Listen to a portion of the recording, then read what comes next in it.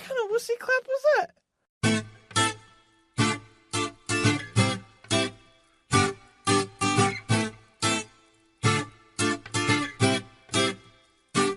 Do you know what I think is ridiculous?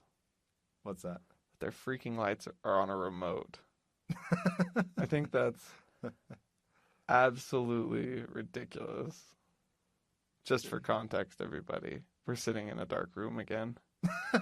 The lights aren't on because the person wasn't here. Again. We tried to negate this by... David was very good. He said, oh, okay, I guess we'll just schedule half an hour later. Instead, the person's over half an hour late, so... Don't know why it's hard to show up on time to your job when your job is to get people into reserved booths and they have reservations, but... I just... But I won't judge. Drives me crazy. Well, I will. I just won't verbally say it. Excellent. Yeah. So, follow-up. Big Turks. As listeners will know by this point, candy bars and candy is a favorite of our topics. I love talking about candy because I love candy. Sweets, carbs, sugars, they're my friend. Not my body's friend, but my emotions' friends. So, there's a store that my sister and I visited a couple days ago. And this store is like the best store ever for candy. It's amazing and I love it. They had Big Turks. No. Yeah. I was hoping that was the end of this story. That's not the end of the story. That's the beginning of the story. Oh, man. So they have Big Turks, and it's the greatest thing ever. This store. Not the Big Turks too, but mostly the store is the greatest thing ever. And in this store, they have a childhood memory of mine. Two childhood memories of mine, and I have brought some to share. If everyone wants to hear my bag, this is my mystery bag that I always bring surprising new adventures in. If everyone can get all that good sound. The first thing, I couldn't resist. But I can see it from here. My friend, what are you holding? I'm holding the nasty wax bottles that have the deliciousness inside of them, but apparently you can put the wax in your mouth and eat it, which is weird to me still. Yes. Edible wax. I think the rest of it's good. Yeah. So, those are a gift to you. Why, thank you, sir. I appreciate it. Of course. I'm tempted to just eat the wax just to see what it tastes like. Dude, no. It'll taste exactly like how you remember the wax tasting. Okay. Terrible. Although, I guess, now that I'm thinking about it, another use for the wax is like gum. You can chew on it and then not eat it.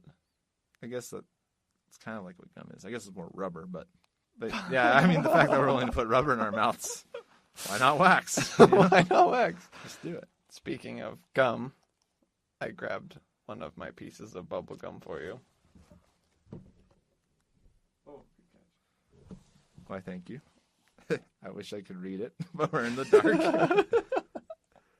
Is this a particular brand of yours that you like? Bazooka bubble gum. It's nice. Store 5-year-old Bazooka bubble gum. It's hard as a rock, but I keep eating it. I don't know why. I still have a couple left in my box in my car.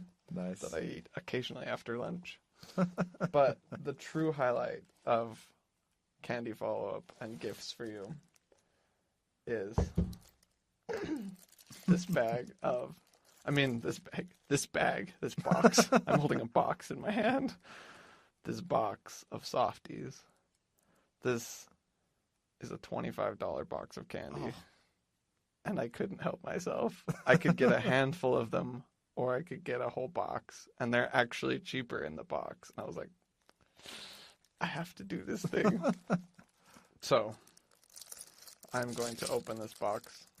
I was going to say, if you were willing to give me that whole box, No. you would have been the greatest friend to ever live, but This is far more reasonable. Yes. Well, yeah. Especially since I've never tasted this candy. Indeed. Did you even say what it was? Yeah. I don't remember. I believe it's a German candy. Yeah. It's called Softie. Spelled Softi. And they are straight out of my childhood. Like, this is So, story time. Okay. For the longest time, there was this candy that I thought of so often, but I couldn't remember what it was. And then we went to this store when it first opened, and I was like 4 years ago, and I saw it, and I was like, that's the one! And I was like all shaking, and I grabbed a bag, and I was like, I'm buying these. These are mine. And then I ate the whole bag over time, and I'm empty, and that's why I bought $25 worth of them, because they're amazing and wonderful. $25 worth of nostalgia. Yes. It's very much worth the cost. Indeed. Oh, man. It's a bag inside of a box. It's okay. There's about 4 layers of plastic you have to get through to get to your candy, but you will eventually. On that, I had Mambas the other day for the first time in like years. Uh-huh. Oh my goodness, I had more trash from that candy bar than I had in like my whole house. I was like, why is there so much trash? Like, I just keep on wrapping things. It's like there's a big wrapper, and then there's like smaller wrappers, and then there's the individual pieces wrapped inside the smaller wrappers inside the big candy bar. It's like So opening that box with all the plastic reminded me, have you heard much about the zero waste movement at all? No, I haven't. No? So I wasn't planning on talking about this, but Okay. this is something interesting to think about. I have an Echo Show at my house, one of those Amazon products. Yeah. And the creepy ones that listen to you. yeah, exactly. Yeah. I figure, hey, all privacy is gone anyways. But the point is, it will show like news feed things and like trending videos and that type of thing just in text at the bottom of the Echo Show. Mm-hmm. You know, like video such and such, you know, news story, you know, to describe it. Mm-hmm. And one of them was about zero waste movement. And I was just curious, so I watched it. And it showed this lady that was trying to live entirely with zero waste and some of the things she would do to avoid having any type of trash. And it was interesting to see some of her methods. She would show, like, at the end of every week how much she had. And it was, like, maybe smaller than a glass jar worth of trash. Yeah. And most of it was, like, receipts from stores and stuff. Okay, Because yeah. I guess receipts aren't biodegradable, which is weird. What? They're not? Yeah. What kind of messed up? Yeah, I feel like that's something we should correct if we can. It seems like a pretty easy fix. Yeah. Like, everything, you can make anything biodegradable. Why not receipts? Yeah. So she had a lot of cool things. Like, she would buy organic stuff, and she had, like, soap nuts. I guess there's certain type of nuts you can use to instead of soap that she could, like, rub on her body and skin to use as soap. Anyway, so there were some interesting things there. I thought there were some cool ideas. But one of the stories that made me laugh was that she went to a grocery store and was trying to buy bread. And she didn't want to keep the plastic because she didn't really see a need for it. And again, she's trying to do zero waste. So she tried to pull the bread out of the bag and just buy it separate from the bag itself. And like, she tried to explain to the employees what she was doing, and like, I just want to buy this bread without the plastic. Oh no! But it just made me laugh because I'm thinking, okay, that eliminates your zero waste, but the store's not going to reuse that bag. So Right. does that really count against it? You know, like, Right. can you really count that as zero waste? Like, you still use that bag indirectly because they're not going to go put other bread in there. Right. Know? They're going to go throw that bag away in the trash. Yeah, so it's like you probably should include that in your zero waste calculation. So it was just kind of funny. I think she ended up buying bread at some other location that didn't have bags. But that makes sense. But yes, I'm not a huge person on terms of like we have to go through extreme measures to eliminate plastic use and stuff. But yeah. When I see certain things like that where it's like packages inside packages inside packages, I'm like, surely there's got to be a little bit more efficient system here. Surely we can be more effective in eliminating that. You see it and you're like, there must be a better way than just just packaging and packaging. It's just it's nonsense. It's all nonsense.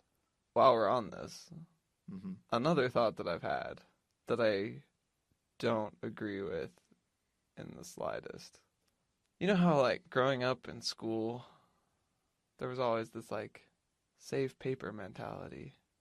Like, everyone jokes about saving paper, and then, like, some people are like, for realsies, about saving paper. Mm-hmm. They're like, oh, we need to save paper, because paper is, because they're cutting down the rainforests, and we need to save paper.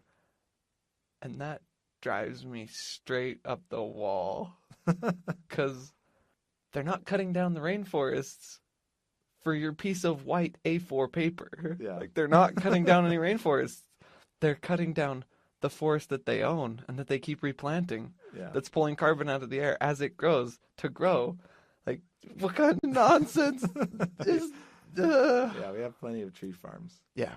There's no need to save trees necessarily. Yeah. Like, we can regrow them. And even if there is an issue with the amount of paper we are using, the fact that deforestation is happening in the rainforests, like the Amazon stuff, is a way bigger issue. And it's not even related to business. It's people down there are illegally cutting trees in that area. And it's not connected to, like, the paper business at all, or any of our logging businesses. The rainforest is a much bigger issue, and our use of paper has nothing to do with the fact that people are going in and cutting down trees that they shouldn't. Right, exactly. Your paper's not made out of, like, expensive, rare mahogany. Like, it's fine.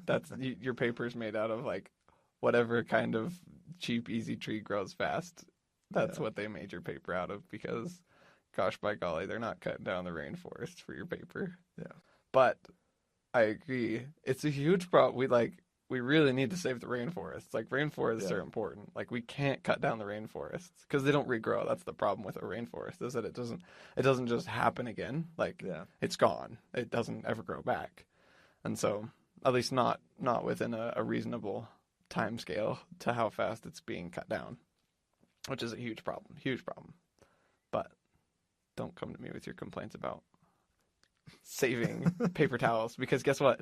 They make paper towels out of paper. And they make paper out of trees, and they make trees from other trees. In nice contained areas that we have control over. I don't know where I was going with that, but yes, exactly. So I don't think we have enough time right now to solve the rainforest deforestation problem. But that may be a topic that we should do at some other time. Yes, we will talk about it. A little too serious to start out the podcast. Indeed, we'll start with candy and also saving the rainforests. Got it. Right off the bat. So, another point of follow-up. Yeah. I don't want to do this. Uh-oh. All right. So, I need to show you a video. Okay. And because my phone won't load in here, I'm just going to pull this mic out to there, and I want to show you it. Got it. Would it be easier to use my mic or no? Okay. All right. So, I'm going to show Aaron a video, and he's holding the mic close to him so you can hear his response to this video. Yes, very close. Don't look at the title. Got it. Turning around and humming to myself about bubblegum. Bubblegum. I love bubblegum. Bubblegum. Everyone loves bubblegum. Okay, I'm ready. What the heck? Right, describe what you just saw. I just saw Superman talking to a very long-haired Nicolas Cage. It's so awesome. What in the world? Oh my goodness.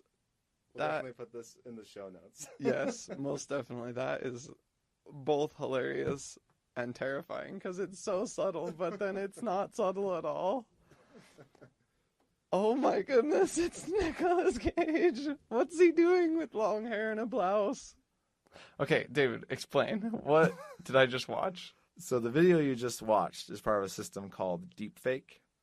And it's partially related to the type of thing I was telling you about a couple times ago. Okay. About how they can redub over people's mouths and things. It's Whoa. similar ideas. So for the listeners, it's a scene from Man of Steel, I believe. It's the old Superman movie. Not old, but the Superman movie from a couple of years ago. Oh, And- indeed. And what they did is they take Amy Adams, who plays Lois Lane, and they replace her face with Nicolas Cage's. And as Aaron can attest, it's pretty realistic looking. Oh man, that is terrifyingly realistic looking. I was like, oh no, it's Nicolas Cage. What's he doing there? He's not supposed to be there. You have to watch it, people. You have to look at the show notes and have to watch this video. It's hilarious. Yeah, and so it's hilarious. But I liked it because it's another way of showing the ideas we talked about before, where we need to make people aware that this type of manipulation of video is possible. Right. And that's a great way to do it because people know that should be Amy Adams, but it obviously is not. A long-haired female Nicolas Cage is like very offsetting. Like, you don't belong here, buddy. You don't belong here. Yeah. But I love the technology there too, because what they're doing, sorry to go off on a nerd tangent here. What they're doing is basically the system is deep learning two things. It's deep learning Nicolas Cage's face geometry. Okay. And it's deep learning Amy Adams speaking and Okay. her movements in her face. So I guess it's probably learning her geometry too. But all Okay. they're doing is taking her movements of her mouth, where her eyes, her nose, and use that almost as like a puppet Okay. for Nicolas Cage's face. 'Cause Right. They know how Nicolas Cage's face looks, and they basically make it a puppet for Nicolas Cage to move in that same scene. So, Right. a really cool technology. Yeah. And a great way of making sure people are aware of it by using a hilarious version of a YouTube Yeah. or of a YouTube video to show that. So Yeah. Well, that's I'm still like running it back through my head over and over again. I can't see any seams or anything. It looks really good. Like it looks really realistic. Like I was very surprised that I wouldn't be surprised if someone was like, "What the heck is Nicolas Cage doing on set for Man of Steel? Like, is this some kind of joke?" When it's not a joke. Well, it is a joke, but it's not that kind of joke. I think that's so cool, and I think that's a great. I agree. I think it's a great way to let people know that danger is coming. this is secretly a government message. We thought it was just a funny YouTube video. This was sent out by the FBI. The PSA by the great heads of our government to be like, hey, by the way, Nicolas Cage could be anywhere. Dun dun dun. Wink, wink, wink. Pretty soon, Nicolas Cage will be framed for all crimes in the U.S. Have you seen this guy? I think that looks like. Does that look like Nicolas Cage to you? The guy from National Treasure, right? Yeah. Did he just break into the National Bank? What is he thinking? Wait, isn't he already in prison for those other 10 crimes he committed? I mean, he already tried to steal the Declaration. No, he did steal the Declaration of Independence. What? What's he doing breaking into more banks? That guy's rich already. Freaking guy. He just becomes immune to any charges because everyone can put his face on anything. He's like, I didn't do it. Okay, guys, I didn't do it. Like, lies. Anyway, so I thought you would appreciate that video. I did appreciate it. And again, you need to watch it, Okay. listeners. That's hilarious. Yes. And awesome to see the technology as well. Yes. It's amazing and hilarious. I agree. You had one more item of follow-up. Oh, yes, I did. Thank you for reminding me. Yes, of course. A few times back, I ranted and got really mad about how frustratingly slow Wendy's was by campus. And the other day, I went again. No. I went at like 1:30, hoping that was not too busy. You know. Oh no. Was this a weekday? This was a weekday. 1:30. Okay, so it's not gonna be. Okay, yeah. And it was surprising. I went. First of all, it was surprising. It was really busy. I was like, what the? 1:30? Am I the only person? I should be the only person that should be eating this late. But Right. anyways, there's like 8 people in line. Holy moly! Really? But they didn't do what they were doing before. With the guy who's Yeah, dinking around. yeah. This was interesting. First of all, there was a cashier at all times taking orders, Yeah. and someone else was filling those orders. So there's one person just filling out the orders, which is how it should be, Right. and one person taking the orders. Right. And it was the manager that was taking the orders. Oh, really? Yeah, and he was cash register. He was not the same manager as before. Oh, really? Yeah. So I was like pleasantly surprised, and I got my food in under 15 minutes. So it wasn't a curse. Wow. No, it wasn't a curse. Even with 8 people in line, so I was very impressed. Wow. But the reason I bring it up is not just to, I'm not trying to just vindicate Wendy's. I'm still mad about past experiences, but I'm still bitter. I'm glad you fixed them, but we're not over it. We're happy that it's different, but we're still not over it. But the main reason I bring this up is what I thought was interesting is that the manager had a different type of name tag on. Oh. That showed the franchise company that had bought that Wendy's. Oh. So as far as I'm aware, based on what I saw, that particular Wendy's got bought out by a different franchising company. Weird. Okay. Again, I don't know the whole details. But the thing that I thought was interesting is they had a bunch of like hiring signs and stuff around the restaurant. Mm-hmm. So obviously they were trying to get more workers. It seemed like they got more, which is partially why it went faster. Yeah, yeah. But the thing I thought was cool and an interesting solution is that the company that they had that was trying to hire people, mm-hmm. it seemed like on their advertisements that if you got hired with this particular franchising company, mm-hmm. then anywhere that this company had Wendy's restaurants, if you needed to move because you were in school or something, yeah, you could move your job as well to the Oh. new location with that company. Okay. Which I thought was an interesting way to try and deal with the hiring situation. Right. And that may potentially have been how they were able to get some more employees. Yeah. And I, for a college town, I think that makes a ton of sense that Yeah. when you leave for the summer, you're still on a job. Like, you need to be able to keep that job or, or if you're moving back home, some people, even though they live in the college town, don't go to that particular college. They Right. may need a job when they come back for the summer. So I thought that was a cool way to try and deal with the hiring situation in the interim. Okay. Yeah. I agree. That's nice because then when you have the excess of people, you also have an excess of workers because the workers move back into school, Right. along with the however thousands of many students of people Yeah. at this school come. So it'd be perfect. Yeah. I I like still it. think long-term goal is, level 5 automation like I talked about that one time. But, Oh yeah. No, that's still the goal. but for now, I mean, while we have to deal with people serving our food, it makes sense to try and keep them as, happy as possible and keep them Right. with jobs. Right. Give them a job. Let them keep a job. And that's good. Yeah. So anyways, People got to work so people can eat.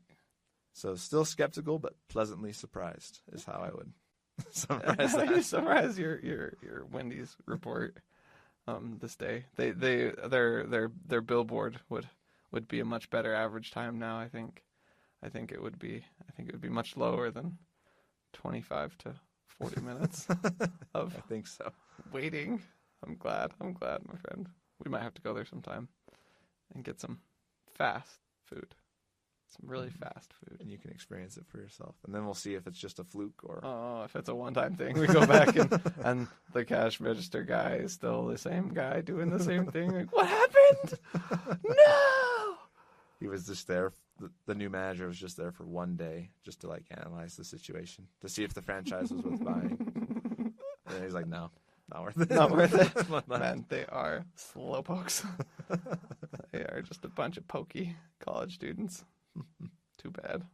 That's weird. That's interesting that there's a whole company that just buys franchises. So it's like not Wendy's, but it's another company that would be almost like Wendy's. It's like Wendy's is just owning some of the revenue from the restaurants and then and all the patents and stuff. And then another company comes in and is like, well, we'll manage all of them. It's like, wait, isn't that Wendy's job? But no, it's not. It's basically Wendy's just hired out to a third party almost. Yeah. If they don't own all of them, obviously, but they were showing their stats we own 500 Wendy's or whatever it may be. And it's Wow. that's a large portion of them. Yeah. A couple states worth. Wonder if Wendy's is getting a little nervous. They're like, what are these guys doing? That's not how this was supposed to be. I don't know. Or if I they're have just no idea. Whatever, man. Whatever makes those dollars. Dollars and cents. I don't understand business whatsoever, so I'm not going to pretend like I do. And I have no comment on this scenario. as you had discussed last time, you've been keeping your eyes open for problems well solved, and you've told me that you have such a scenario now. I do. I've enjoyed looking for problems that have been solved in a good way. It's a good, well solved problems. They make me happy. They fill my heart with joy. And recently, I experienced firsthand a problem well solved. Okay. I'm very particular about the pants I buy. I love my pants to no end. They are my favorite pants. They're my work pants. They're not jeans. They're actually, for anyone listening, they're 511 Taclite Pros. They're awesome for work, and I love them so much.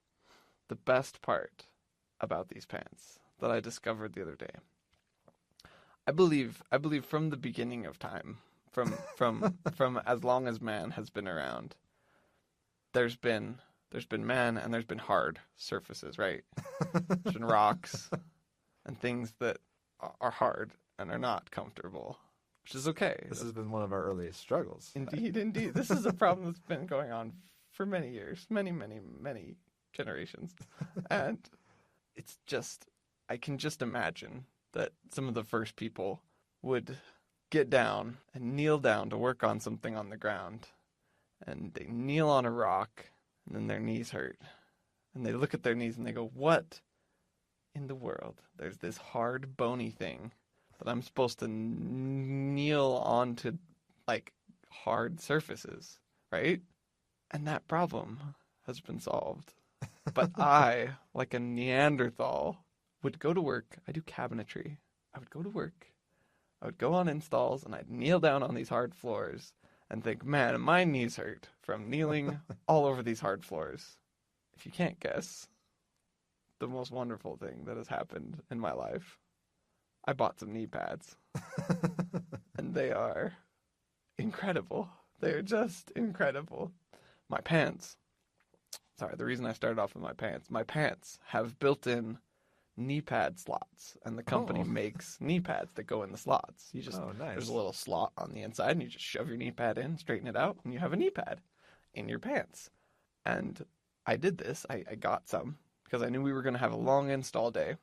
And so I got some knee pads. I went to the store, got some knee pads, slopped them in, and went to work the next day with knee pads in my pants.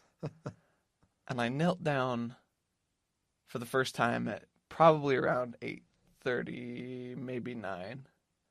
And that was the moment that I realized that those $15 for those knee pads is the best $15 I think I've spent all year. It was incredible. I knelt down and my knees, my hard, bony knees were cushioned with the soft, cushiony 6 millimeters of neoprene. And it was perfect. And I was so happy. Knee pads are a problem well solved. Hard, bony knees. Slop some knee pads on there, and you're good to go. You know why I love this story, Aaron? Why? Why? Because I can just visualize, in my mind, the only knee pads I associate with is like roller skating knee pads. Okay, yeah, Those big, blocky, like big plastic knee pads that you get for roller skating. Yeah. So I can just see you walking around. I know you say they go in the slot, but for some reason I'm visualizing them on the outside of your pants. Right. Walking around with knee pads, like super happy. Like got the roller skating elbow pads and a helmet. Yes, of course. I'm just like walking around installing cabinets like that. But I'm assuming it's a little bit more fashionably reasonable. Maybe not a whole lot, but not much. But not that really matters. Right. I always think it's funny when we eliminate usability for fashionability. Indeed. I always feel bad for women in particular. It seems like a lot of girls' clothes is not pragmatic whatsoever. Yeah. They'll have like super tiny pockets and things. It's like, what do you put in those? And they're like, we don't know. They don't put anything. They get a bag to put their stuff in because they put small pockets so that girls will buy bags. And that's messed up. That's just messed up. They should have pockets like guys have pockets. Their pockets are useful. They should be useful. Yeah. I agree, and it's messed up. So adding knee pads, I feel like is awesome. It should just be like a feature that's on all clothes. Like if you want them, Right. You get the ones with the knee pads built in. Yeah. It's not that hard either. You just put on a little. It doesn't have to be much. I got these knee pads and they're not very thick. They're really only like maybe 3/8 thick, and there's nothing. It's not much, but it makes a world of difference. It makes a whole world of difference. It helps with the singing that comes into the room as soon as you kneel down and you realize how comfortable you are. And the birds chirp louder. Yes. As always, those glorious moments. The colors saturate and all is well once again in the world. Disney music plays in the background and the birds are happy singing along. As you were kneeling, smacking a hammer against the cabinet. I got my impact gun just going, wow! The calming sounds of doves to the sound of power tools in the background. Boss man's on the chop saw. Oh man, not ideal for the Disney situation, but it's okay. It works. So that definitely is a problem well solved. If we could extend it, what does V2 look like of this next version up knee pads? I would say that since these 511 pants have already covered up to knee pads that can be removed from your pants or that are like sneakily hidden in your pants. I say sneakily, they're not really sneaky because it's pretty obvious when you have the knee pads in. There's still something that is protruding from your knees that is obviously there. Exactly. Like it does leave a pretty big imprint like right here on my leg because it's not a small knee pad. But I think to make this even better, just to add light and happiness to these knee pads, we should just sew them right into the knees of the pants on the inside. Just take a small 1/4 inch, 3/8 inch piece of whatever and just put it on your knees. And guess what? If we just did that for all the pants, it would be fashionable because everyone would have no choice. And I think that's perfect. Fashionable by necessity. Indeed. Indeed. Like, oh, you didn't want knee pads in your pants? Oh, well, you just have to take out the stitching. Like, we don't sell without. And then people would be happy. They would, every time anyone knelt down, colors would saturate even more. And all would be well in that little bubble of existence. So I'm thinking broader here. Okay. Because I don't kneel down that often. Okay. I'm trying to think of like a work scenario or anything where I've had to kneel. It's been a long time. I guess you do sit in a desk and I sit in sawdust. So yeah, that makes sense. So I'm thinking, why just limit it to the knees, right?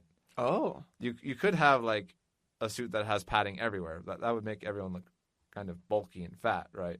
Right. Like right. Big Hero 6 style. Yeah. I don't know if that's what we want. No. Well, no. I guess we could argue for fashionability if it's forced, but right. I don't think people are going to agree with us on that one.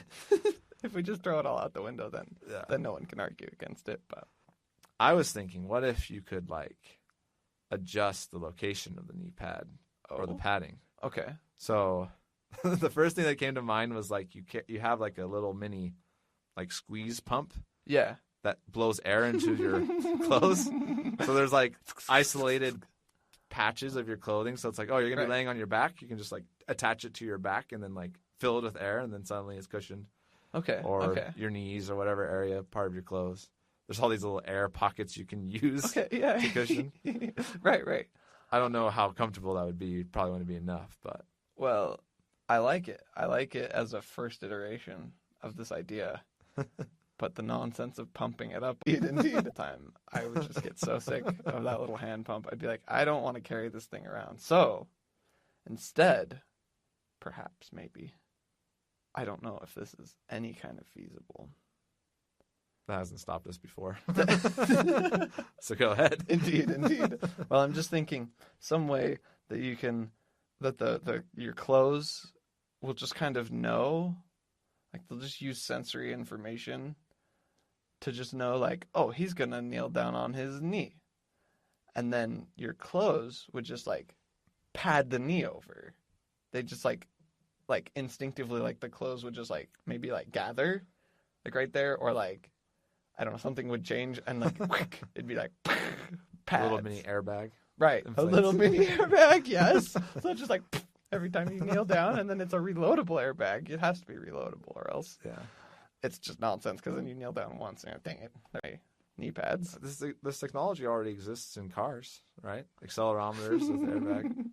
Right. Why not put it into clothing? Put it in the clothing. We'll just put one because where are the places you want pads most often? Like your head, your knees, and your elbows. Sometimes your hands. I'd say your backside too. Back okay. and backside.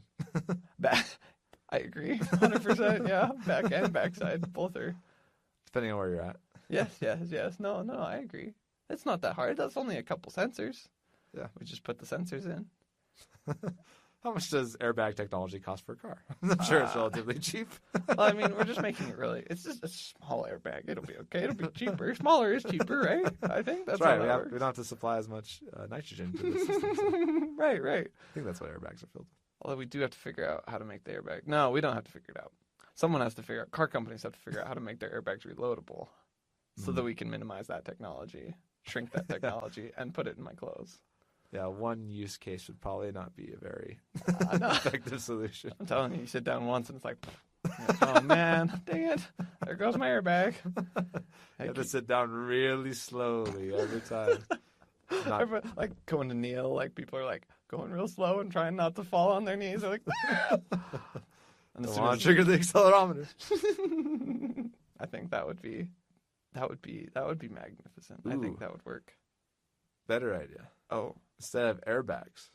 Okay. What if your clothes has like a camelback area where it's storing like a gel, and then it sends like liquid gel to certain parts of your clothes when it knows that you're going to be kneeling on your knees or whatever it may be. That's way better.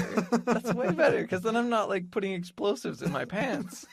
Like, I don't want to deal with explosives in my pants, but man, I could deal with some gel like squeaking along all over my clothes. Like, that's be fine. It mitigates a lot of risks, I believe.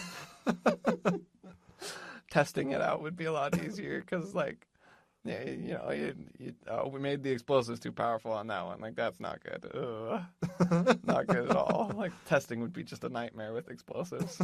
People are like go to kneel and they like get flipped onto their back from the airbag. Blam! Like, oh no, that didn't work. The only hard thing with the gel would be being able to move it quickly enough through the system, because if it's solid enough to be a cushion, it's viscous enough to be hard to get through a pipe. You know, that makes sense. Tube. So you need some major like pressure hydropower, system? Pressure system. We just build in a really nice pressure system. You got like a huge lithium-ion battery on your back at all times. Just a backpack that's got like this comprink and sensory and a sensory computer and all this stuff. And you're like, I'm safe. But this is way better than kneeling on cement. Seriously, you go to kneel and you're like, oh, this is wonderful. How beautiful it is. I guess we could just try and potentially put enough gel thin enough in the different areas that you don't notice it when you're walking around. That would work. That would eliminate a lot of the overhead of the other technology. Yeah. I still think it'd be fun to try. But Oh yeah, that'd be way better. Maybe that's more of an R&D project. Yeah. I think that would be like putting like basically gel packets. Yeah. Into certain specific places.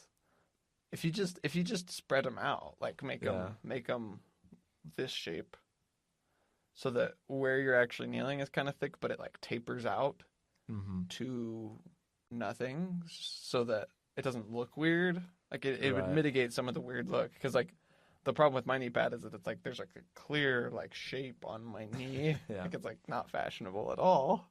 Incredibly comfy, but not fashionable at all. I think if we tapered it, gel packets inside the clothes, I think that would work. That could actually work. Problem: we're sitting here in shorts and a t-shirt.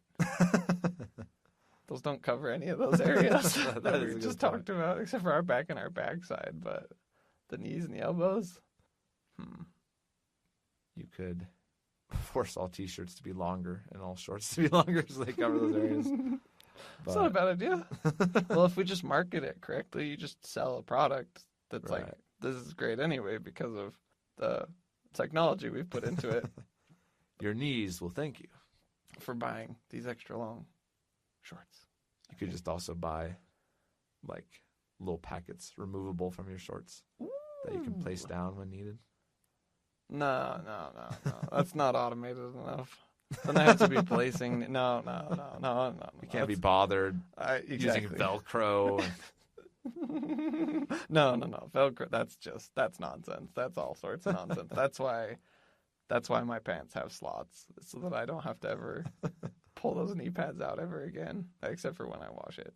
I don't know if I could wash it with the knee pads. Probably not. Probably shouldn't.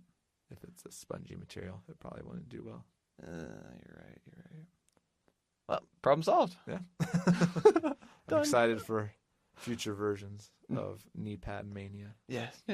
As it sweeps the nation. Yes. Knee pad mania. I love it. Nope. There's no product names in there. I was searching my brain for something funny that would be a good product name for our protective clothing. Nothing came up. Knee pad mania it is. Problem well solved. Indeed. Now I just need to get a job where I actually kneel down occasionally. Yes. So, shall I start or shall you? Who shall start? You go ahead and start. 'Kay. Since you are the main person involved in getting me to go with you to this place. Okay. I see. So, David and I had an exciting adventure on Monday this last week. An incredibly exciting adventure. We went to an amusement park. My dad's work was doing like a family work party day thing. So my family and I got free passes to go to this amusement park. That it's a local park. We go every once in a while. And I called up my buddy David, because who else do you call on to go to amusement park but David, who loves roller coasters? Indeed. And we went. It was just about the most magical time that we could have had. I think there's only one thing that could have made it more magical, and that would be if we had seen your hat the second go around on that coaster. That would have been much better.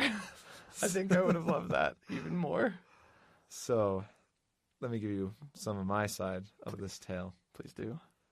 So, Aaron invites me to go to the theme park with him. And I don't remember if we had this discussion or not, but I do love roller coasters, which is quite strange because I actually have an extreme fear of heights. But for some reason, I'm strapped in on a roller coaster and I don't fear the heights at that point. I don't know why. But I love roller coasters. They're flipping awesome. And this is, you did tell me this, and that's how I knew to call you. Right. Because I knew you were scared of heights, and then you told me that you loved roller coasters, and I was like, what? What? But okay. And yeah, anyway, so I get the call, and Aaron's like, yeah, I need you to come be my roller coaster buddy, basically, because the rest of my family's not as into it as I am. And I was like, oh, yeah, I'm totally on this, Aaron. Like, let's do it. Yes. So we'll get back to the hat story in a second. Okay. Yeah. But the first moment where I realized it was going to be a good day was when I was driving up to this theme park. I was heading from the campus, and you were heading from work. Mm-hmm. And those are like 30 minutes apart from each other, at least. Yeah. And somehow we ended up seeing each other driving to the park. So I'm on the freeway trying to get to this. And some jerk like cuts in front of me on the freeway. I'm like, who the heck cuts in front of my car? And then I look and I'm like, wait a minute. I recognize that license plate. And then I look and Aaron is right in front of me and he realizes it's me. He like waves behind to say hi. And so that was the first good sign. That was going to be a good day. Indeed. That was a magical moment because I was driving and I saw a car and I was like, that looks like David's car. I wonder. I drove a little bit faster and I was like, no. I'm early. There's no way it's David. I look over and your profile is sitting in the front seat of that car. I was like, oh, it's David. I have to get his attention. So I cut him off and waved at him. Yes, so that was good. And anyways, you get to the park, and the first really good thing was that the lines were all super short. Oh, yeah. It was a good day to be at the park. Yep. And I brought a hat because I'm kind of bald and I get sunburned really bad on the forehead. And we rode the first ride, and I didn't lose my hat. I was holding it between my knees. And on the second ride, it was a way more intense ride. And I should have known that putting it between my knees would have been a bad idea. It's one of the ones where it goes straight up and then back down. And it was a dang good coaster. But at that moment, my hat just flew out from between my knees. And I was like, oh, crap. I should have sat on this thing. That's always the way to go. That's the problem well solved for hats is you just sit on them. Just sit on them. Because then you don't lose them. But we went on that ride again later in the evening, hoping that we'd see it. And we never saw the hat, unfortunately. Right. I abandoned all thoughts of enjoying the coaster and was like a hawk looking for my prey in the field, which was David's hat. And sadly, his hat was black, and so it blended in really well to all the black that was underneath the roller coaster. It was like, oh no. Yeah. But it's okay. It was a $3 hat. Well worth losing if that's what's required to ride some of those coasters. We joked about it. We said that, it's okay because you would have lost it later anyway. So yeah, it would have been fine. Something would have eaten it at some point. One of the coasters. Yes, of course. This was just a fabulous day, and so I realized this thing about myself at amusement parks. I turn into a hype monster, like a hype monster. I'm like pumped. I'm not that pumped normally.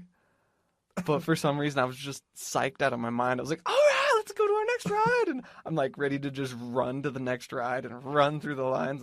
And I'd start running through lines, and David would catch up and be like, you know that it's like cued, so that you can't skip any places for how excited and how quickly you run. I'm like, I know, but I'm just excited. I'm just so excited. I felt bad for Aaron because I was a slow, meandering, I'll get to the ride when I get there. I'm already in line. Right. No reason to, move faster through it. And Aaron's running through as quickly as he can unless he's in the queue because, again, the lines are short, so there's a lot of line to run through. And I'm like, once I'm in the queue, I'm good. Good. Aaron would run straight before the rest of the line, and I just slowly take my time. So I'm like, it's going to be a long day. I don't need to run all the way. Right, exactly. And I just I didn't run out of energy hardly at all throughout the whole day. It was amazing. I don't know what happened, but I do disagree with you on one point. Oh. You do get super hyped, but okay. You also get super hyped in other situations too. Oh. Like today when the guy said he would let us in, who wasn't the guy that reserved the booth, and you pumped your fists in the air.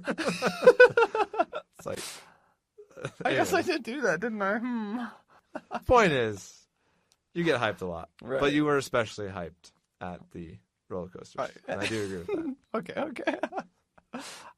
I guess you're right. The more I dig into it, the more I realize that you're right. I do get pretty pumped about things, but I just felt an unusual, long-term pumpedness for being at the park. And we would walk around, and with the company, they gave us all T-shirts. They were all the same color. They gave us a bunch of red T-shirts. And we'd walk past another group of red T-shirt people and be like, yeah, red shirts, yeah, let's go. Clarification. Aaron would be like, yeah, red shirts, let's go. I'd be like, Yeah. David would hide his face in shame and try to walk quickly away from those First people. of all, because I wasn't wearing a red shirt for the company. Yeah, even if I was, I'd be like, I don't know anyone here. There's no reason to associate with these people. Just want to get to the rides and hope no one knows is right there. Right. I was pretty pumped, but no one else was ever pumped. It's one of those things that always gets me frustrated when I'm super pumped about something and I try to get other people super pumped and they're like, I'm like, I'll fool on you. Yeah, red shirts, let's go. Even though I really same. I didn't know any of those people. I just was pumped that we were all wearing red shirts. Aaron was so hyped. He was to the point that he was saying "let's go" to random people on rides that weren't connected with the red shirts or anything. He was just like, "Yeah, roller coasters!" and yelling at people. And I'm like, Aaron, you're not going to see these people again. But that's my difference in perspective. I did appreciate the fact that you were enjoying it so much because it helped me enjoy it a little bit more. Just kind of watching your childlike excitement about everything. Good. I'm glad. So it was just a magical day. We got ices, and they were actually. I'm gonna tell. So the park hires. It seemed like they were hiring a lot of people who were not native English speakers. They had a lot of like students. Basically, it kind of felt like students who were there for the summer and needed a job, but they were students visiting foreign. They were students abroad. At the end of the day, I wanted an icy. I wanted to go home with an icy because I'd had one earlier in the day and it was amazing. It was so yummy. I was like, this is an amazing drink. I don't know why I don't drink these all the time. And shout out to coastradio.com for that one. And I got an icy, and I went to go get an icy to drive home with because it's kind of a long drive. It's like an hour drive, and we're tired and whatever. Stay awake, help yourself stay awake, be yummy, whatever. So I go up to the window, and I go to this guy, and I'm like, okay, guy, I need an icy. And he was like, okay.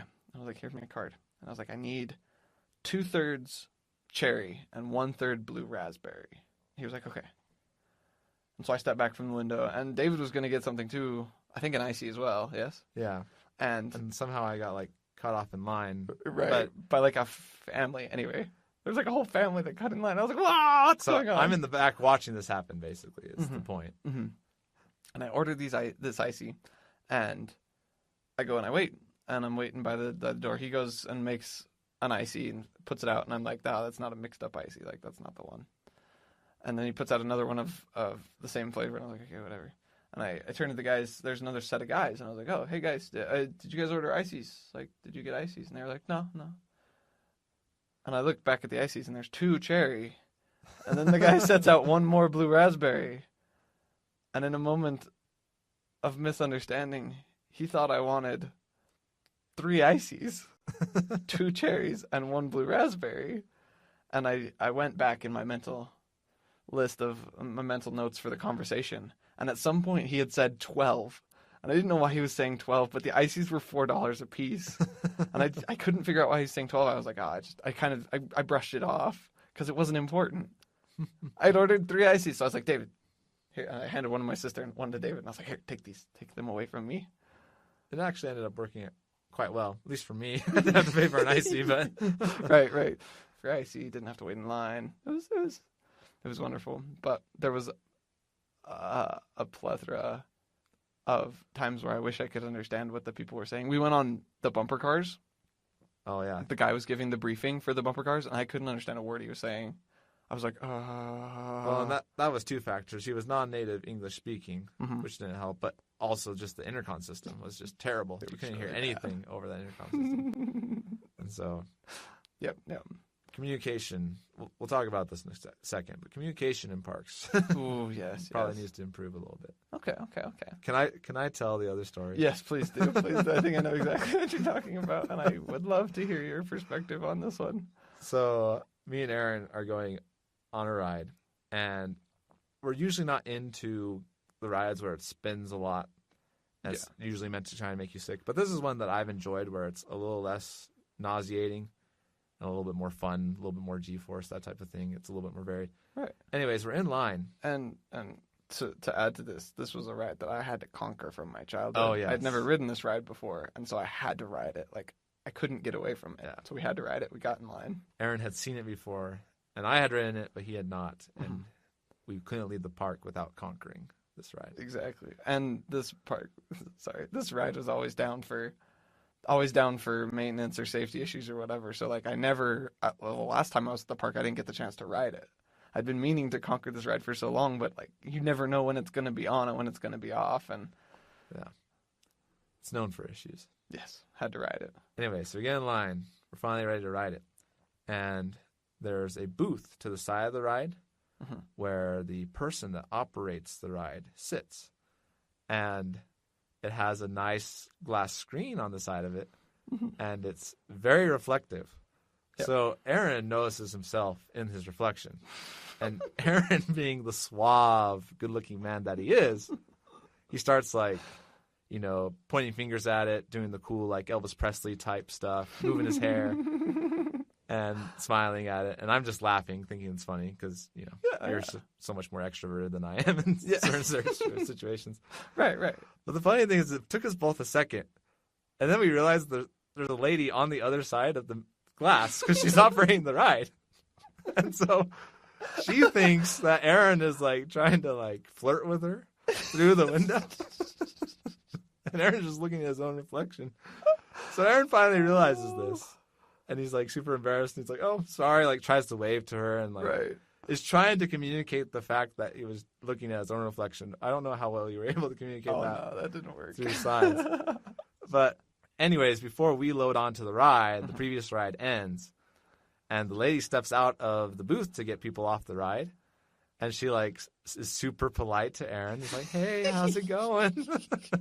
Huge grin on her face, and she was not native English speaker. She was very like she didn't speak a whole lot of English, like not at all, and like kind of you could tell there was a cultural difference as well. So she was very like, oh yeah, exactly, very polite, very just like I think she was still trying to flirt with you though. It was funny. I was just sitting there trying not to laugh in front of her because it's just a funny moment to me to see Aaron's like wasn't trying to flirt, but now he's in this awkward situation where he has to flirt with this lady. Right. And then I saw her like 2 more times because I saw her when we loaded, saw her while we were sitting in the seat waiting for the safety restraints to be fixed, and then I saw her when I got off the ride. I was like, oh no, I got to see you so many times.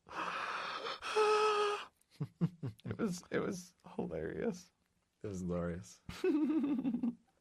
And see, that's not something I would normally do. Like I just maybe it is. I felt very like You were suddenly thrust into the situation because of your because previous actions. because of my hyped actions, my very excited, very happy time.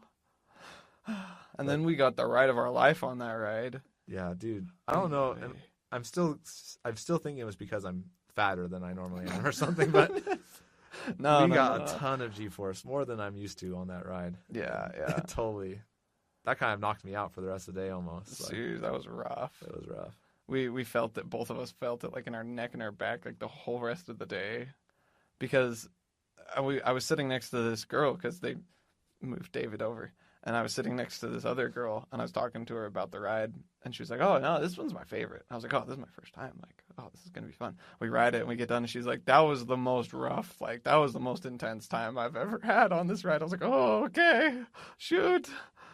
And it was brutal. It was rough. It was the first time on a ride where I had to like stop enjoying the ride and start like just breathing and staying Survive happy. it. Yeah, survive the ride. I was like, this is brutal. It was fun. It was good. I'm glad that I got the most intense experience. So now you can say for sure that you've conquered it. Yep. I have nothing else that I fear in that whole park. Even if we have permanent brain damage now, we've conquered that ride.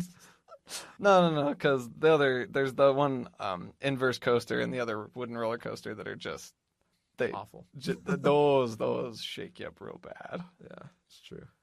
So it was just a magical time at the park. Just wonderful.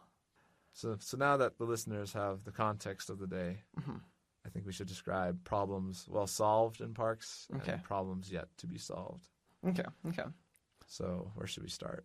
Well, if I may, the problem well solved that I first had, the first thought I had about coaster parks and about amusement parks and such was roller coasters themselves. I'm sure there have been plenty of people who've done very exciting things, very intense, like say an astronaut. Like that's exciting, that's intense. Like your body gets put under all sorts of stresses and it's very just like ah. But the problem with being an astronaut and shooting up into space is that at any moment the rocket might explode. Like it's very not safe at all. Or you're flying a plane. Planes they're safe, but they're not. I mean, they crash sometimes, and you don't really survive plane crashes that often. And so there's a lot of situations where you're put in these very intense situations, and your body's put through all sorts of stresses. That's exciting and very thrilling that you kind of crave afterwards. But the problem is that all those situations are way too dangerous for regular people to go. I don't know, cavorting around and just doing these things. You have my total agreement on this point. I'm very much low risk. Right. Right, exactly. Like, it makes perfect sense. And so I failed to do my research and look up my roller coaster history, but somebody at some point thought, hey, what if we just make it safe? Like, what if we just make a very thrilling experience incredibly safe? And thus roller coasters were born.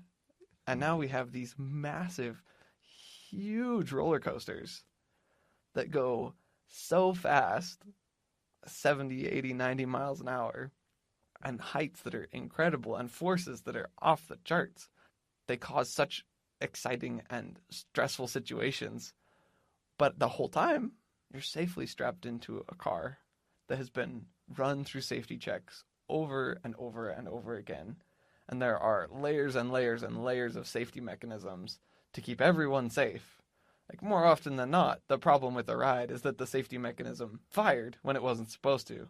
And now the car is stuck on the track because the safety mechanism was like, oh, wait, there's a problem, and stopped the car, rather than, there's very few accidents with roller coasters, generally speaking. It's more dangerous to drive a car than to ride a roller coaster. Yeah, I was going to say, on almost all accidents with roller coasters are rider. Oh, okay. Really? Yeah. I had a lady that was really big against roller coasters because she had one of her relatives die on a roller coaster. Oh. But he wasn't wearing his safety restraint during the ride. What? It's like, yeah, of course he's going to fall out and die if he's not wearing the safety restraint. Yeah. But that, things like that, it's like if any problems or any accidents you hear with roller coasters, almost always they're caused by the rider, not by the failure of the roller coaster. Right. So I'm just attesting to the safety of the design of roller coasters. Right. I mean, it's they don't have a ton of big, huge medical and fire rescue EMS stuff on station because they don't need it, because there's very few accidents at these parks that are deadly dangerous. There are accidents and they are dangerous. It's not to be taken lightly. There are problems, there are failures, and there are mistakes that happen, but it's so much safer. It's the reason that it's so scary to go on a roller coaster is because the experience is supposed to be that way. It's supposed to be an intense experience. But in all ways, the safety of roller coasters is very high and very good. And we don't need to worry too much about that. Yeah. Especially in comparison to, again, some of the other alternatives that you mentioned. Incredibly safe in comparison. Flying planes, jumping out of planes. I can't think of many, but there's just a lot of experiences. Cliff jumping. Yeah. I don't know. Like, all these things are very dangerous, and it's more dangerous for you to drive your car. Anyway, so the problem, well solved, is that somebody made a roller coaster, and now we have this way to experience crazy amounts of force and speed and excitement without being in danger, without truly being actually in danger of our lives, which is wonderful. I think that's just amazing, and a problem that I don't know if you could get better than that. Like, that's just good, solid fun. It's just good fun. I think all the problems that could be solved are pretty much well solved.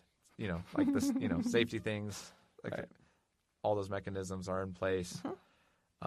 Obviously, the way to make this better is to make better roller coasters. Yes, exactly. So I think this is just something that will naturally get better and better over time in terms of excitement and safety. So I totally agree. I don't think there's much to add to this. I can't think of anything off the top of my head that would make a roller coaster tremendously better than it already is.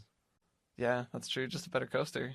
I can't. There's not. Although I haven't gotten the chance to ride one. I really want to ride one. They are doing a lot more often VR and AR. I've heard about those roller coasters. I saw a video of one. I think one of the ones at one of the SeaWorlds. Oh, really? And it's a regular coaster car, but then you strap on this big old VR headset. And it was like they showed the video of what the rider sees and what's actually going on the coaster at the same time. So they're showing both of them.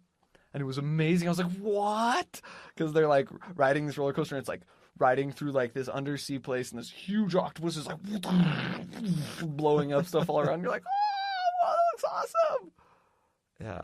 I don't know. I feel like that would make me nauseated, but Yeah. it seems super Good cool. chance of that too. Yeah. I don't know. I'll have to ride one. We'll just have to. We have to find one. We've decided that we're going.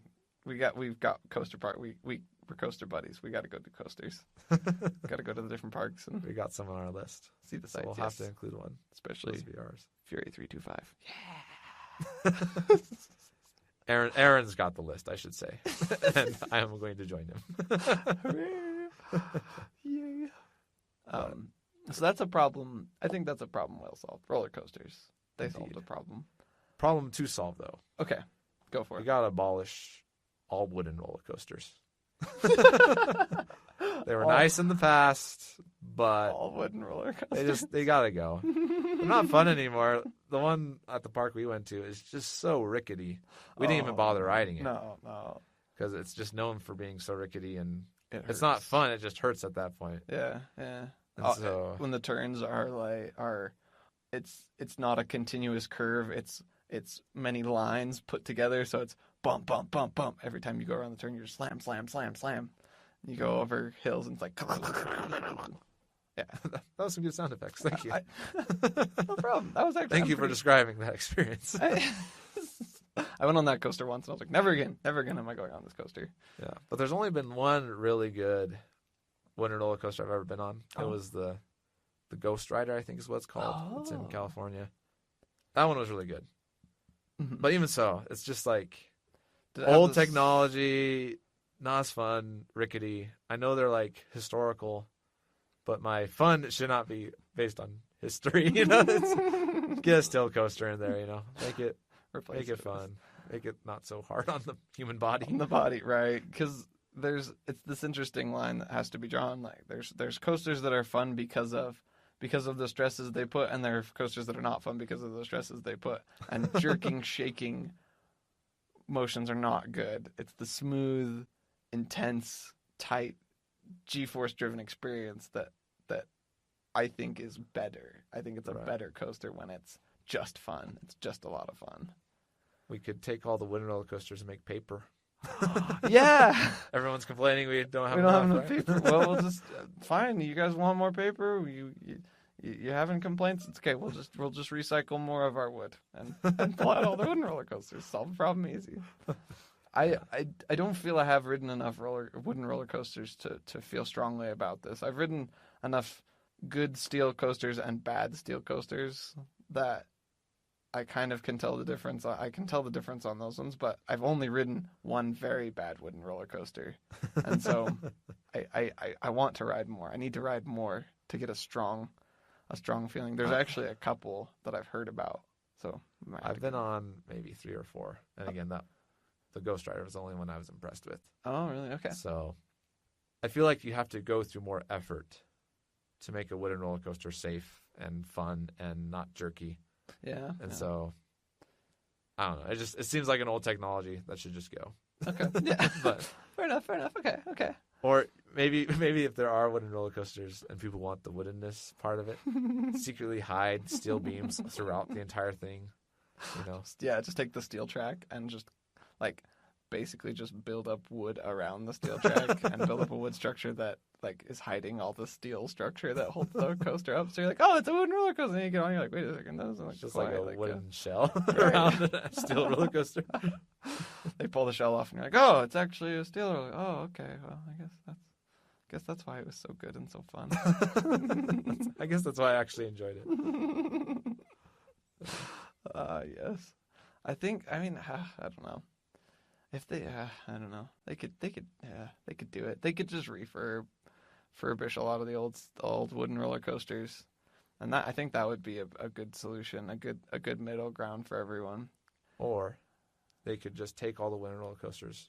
Because we were talking about this, and I didn't know this until you mentioned it when we were Okay. at the park, that Yeah. they can actually like move coasters places. Oh yeah, The parks yeah. buy coasters from each other and stuff. Right. But they should just make a wooden roller coaster park and take all the wooden roller coasters from all the other Yeah. parts of the country and put them in one park and say, if you are one of those people that wants to ride these, here you go. Put them all in one place, Yeah. and then just like, okay, go there. Make it almost like a museum, you know? Right. Museum. An interactive museum. I love it. I think that's a great idea, David. I think that is stellar. Open up space for the good coasters Mhm, and the rest of the parks. Yes. So that's a problem to be solved. We need a wooden roller coaster museum. Right, sounds good. An interactive wooden roller coaster museum. Other problems. Well, other problems well solved. Okay, another. Problems well solved is food at, not necessarily food prices, but the type of Seriously? food that is served at theme parks. I Okay. don't know what it is. Maybe it's just because it's tradition, Okay. but churros and ices Mm. and ice cream and all those good things you associate with theme parks, corn dogs. Yes. I don't know. They're good theme park food. They don't get you too sick, you know. Yeah. You don't. I think that's probably part of the intention too. Is a lot of the foods. I don't have like a medical study to back this up or anything, but carbonation is really good for upset stomachs Mhm. in many cases, and just like a lot of Right. nausea and that type of thing. Right. And salt is really good in a lot of cases too, especially for like headaches and that type of thing. Yeah. In specific okay. cases, again, don't quote me on any medical knowledge here, but Please, we're not personal doctors. experience, I've seen that has helped in a lot of scenarios. Right. And I mentioned that to you and convinced you to take that bag of potato chips Oh. that you needed, You did. and hopefully it was helpful. I But think so. but definitely the food at theme parks is good. The prices could be a little bit lower, but I'm not going to It's true, complain. it's true. It's a theme park. They're providing the whole experience. Yeah. They get to charge what they want. You know? That's true. That's true. I agree. I can just imagine the early days of coasters of theme parks and amusement parks where you'd go to the amusement park and bring your sack lunch. And it's just and somebody looked at that and they were like, "You sad poor people, like we need to get you some good food." So they opened up a restaurant inside their amusement park, and thus food inside parks is complete and all is well after that. I think I almost agree with pricing, although this time that we went, I was kind of surprised at how not expensive everything was. I felt like it was like it was like $3 or $4 more than it actually was. I was remembering it $3 or $4 more more expensive, Really? and that I was surprised. I was pleasantly surprised, but that was just an expectation thing. They were still expensive. Yeah. And can I just say, Dippin' Dots, they're too expensive. I don't want to buy your Dippin' Yeah. Dots. That's the one exception. Where I think the food is good for a theme park, but the price is way too high. Yeah. Sorry, I cut you off. What were you- No. Just Fandangled Dippin' Dots. That's all. I want them. Every time I go to a park, I want them. But every time I look at the price and I say $5 for a small, I don't have $5. I don't have $5 for your small Indeed. order of ice cream stuff. Yeah, Well, I could just get a cone that's the same size for $3 or exactly. $2 Or an icy. or an icy. A huge amount of delicious icy. Problem to be solved. Okay. I know that some people that have like season passes and stuff use these things, but Mhm. souvenir cups. Oh Need to my go. goodness. Should we tell them the story about the ices? Yes. Would you like? I'll. Should I explain? I'll You please. I'll elucidate on this. Okay. one Yes, please to do. try and avoid some bias on your part, maybe. The story is this: it's the end of the night, and we're getting some ices to head out on the road with. Yes, we got ices multiple times throughout the day. They were And, so good. There was this one place where you could get lots of flavors of icy, and we're like, oh sweet, we'll just hit that at the end of the day before we leave the park. But in order to use all the different flavors, you had to buy the souvenir cup, which is like $3 more and slightly smaller than a regular icy was. And so the best was watching Aaron approach the guy to talk to him about it, because he's like, hey, do I have to have one of the souvenir cups to use the station with all the different flavors? He's like, yeah, you have to. And Aaron, instead of, trying to bargain or just leaving, he stands there for about 15 seconds pondering in front of the guy. And then he's like, I'll let you know. He like goes away, and then we just decided to get regular ones at the regular spot. But it was pretty funny to watch Aaron just ponder. The guy was just kind of looking at you, like not sure what to do or how to respond, because you just kind of went into a zone as you were calculating in your head how much you wanted those different flavors. Right. That's exactly what did happen. Is he told me that I had to have it, and then like the mental calculus started rolling, and I was like, how much do I want those other flavors versus how much I want that souvenir cup, and started running through pros and cons, and started running through all the things that I could do with the $3 that I would have saved, and it's like, I don't know. You went into your drink machine. Oh no, your yeah. drink machine stasis. Right. I don't know what to call it. Or I just don't know what to do with myself. I'm like, what do I actually want? And my brain starts going 100 miles an hour. It's like when you try to start a program on your computer and you hear the fans spin up on your computer and you're like, but you're trying to start like the browser. You're like, what's going on? Like, why are you thinking so hard? Don't think so hard. But that's me. I'm thinking too hard. As I said, we eventually just got regular ICs. Well, that was actually when we got the multiple ICs from that one guy. So yeah, from that all was poor well. guy. All worked out. Yeah. And it was a wonderful day. Yes. I agree. Souvenir cups, they gotta go. They don't have to go, but don't restrict me from my ICs when I just want an IC. Well, and they push them so hard too. Like Oh, every they do. place has them. And Yep. They're like, get the souvenir cup, and it's only, it's $1 cheaper to refill. I'm like, oh, I'm gonna be here again until next year. I don't mind, like, a lost dollar is nothing to me. Like, I'm not gonna be here tomorrow, and I'm not gonna be here then in a week. yeah, they should just offer them with like season passes, Right. and just make that part of the season pass purchasing. Ooh, So then that would be I cool don't have to worry about it. if they just gave you a cup when you got your season pass. Like, this is your IC cup, and this is your drink cup. Like, go for it. Yeah. Knock yourself out. But please don't actually do that on park property. Don't have any time for that.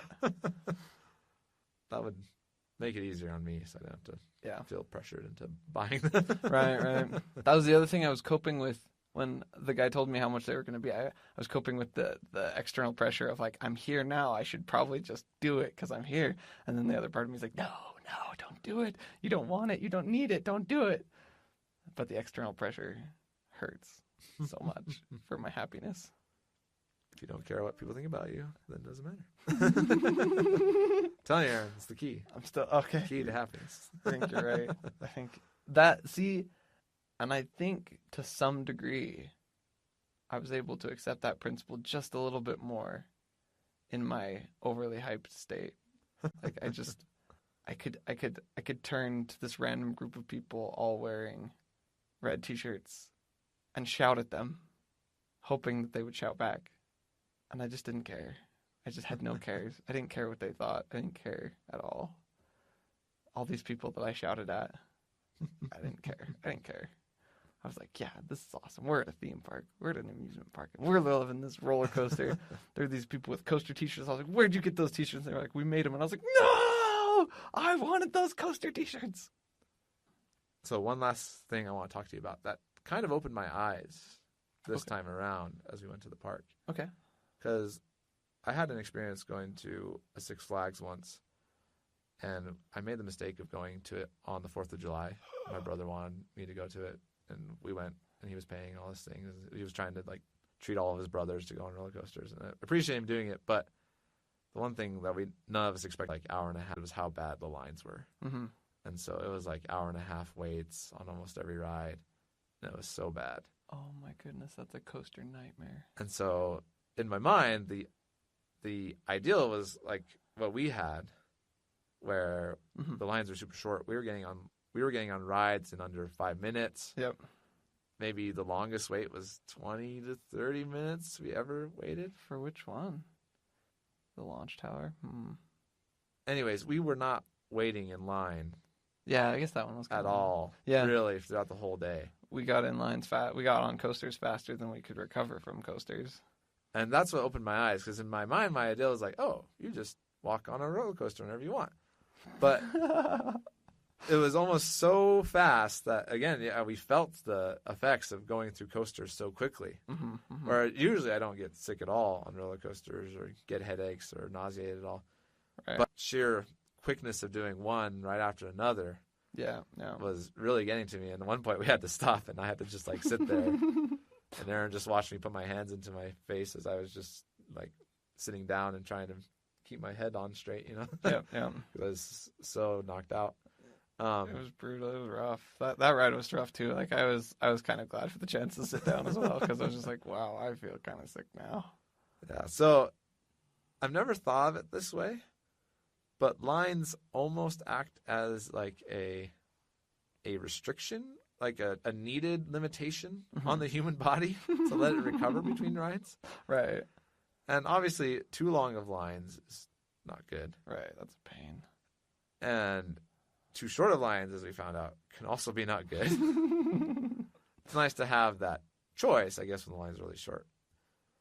But Right. I was just wondering if there was like an optimal time between coasters. Mm-hmm. And if so, is there a way to kind of aim for that time? Right. If there's a way to regulate the rides in such a way that there is enough of a wait. I don't know, though. My heart's not in this one. I don't agree. It's true. I'd 'Cause rather have the choice. I'm all for no lines. But I agree. I agree, because we were feeling it. We were feeling kind of the shock of, like, we finish a coaster, hop on another one. It was like, okay, enough of that. Like, let's sit down for a minute. I thought it was nice to have the distance to walk from one side of the park to the other, because a lot of the big rides are on one side of the Right. park or the other. So you had to walk back and forth. That's true. That was a nice buffer. That was a nice way to do it. I wonder if there's like an optimal number of people. Yeah. Just only the park only lets X amount of Yeah. people in a day. Yeah. I mean, I don't know. And you can't always afford the rides, the scarier rides and the bigger rides. That's true. It's have true. Either shorter lines or longer lines, depending on what type of park you're at. And Mm-hmm. I don't know. It was just something that came across my mind, because it's like part of me almost wished that the lines were just a little bit longer, just so it forced me to be a little bit better about, a little bit more self-conscious about the rides I was riding, and Right. not get myself so sick towards the end of the day. Well, I mean, I think your bout of kinetic stasis. Oh yeah, that's the name we Hopefully. got it. That's the name we called it. Yeah, that's what we called it. Your bout of kinetic stasis has, hopefully, I think for me, well, I wasn't feeling it quite as bad as you were, but I think maybe that might be a good teacher. Is it not? It is a good teacher. The problem is I don't listen to it. That's the question. Is if you go back and there's no lines, will you still ride roller coasters exactly as frequently as we did? Yes. Yes. If your answer is yes, then So maybe this is just a personal problem. Not having enough self-control to know when to not ride a ride. no, it's definitely a worldwide problem that needs to be solved.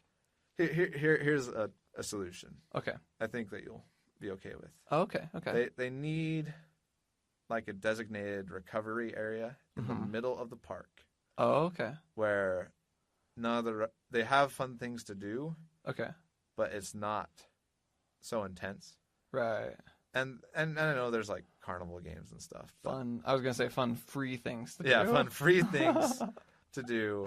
Freaking And carnival. just like in the games. video games, you have just like a little meter that, like, I don't know how you attach it to your brain or something that like tells you like when your body's okay to go on a ride again. Right. You have to like look at somebody else's side of their head and you're like, oh, your meter's filled up. You're good. Yeah. I guess I just want to remove my responsibility for the situation and someone else to tell me when you're ready to go. And I want something to do while I'm waiting to be ready to go. That's all I want. Right. Well, that's one thing. Designing roller coaster parks in Roller Coaster Tycoon. Always on the exits, I always put benches. You always put benches right outside the exit, because people come out and they got the green face and they're going to throw up. It's like, you sit down on that bench and don't you puke on my path, because then I have to hire another handyman to clean up your throw up. Yeah. That's another problem in general, too. Yeah. Most parks need more benches.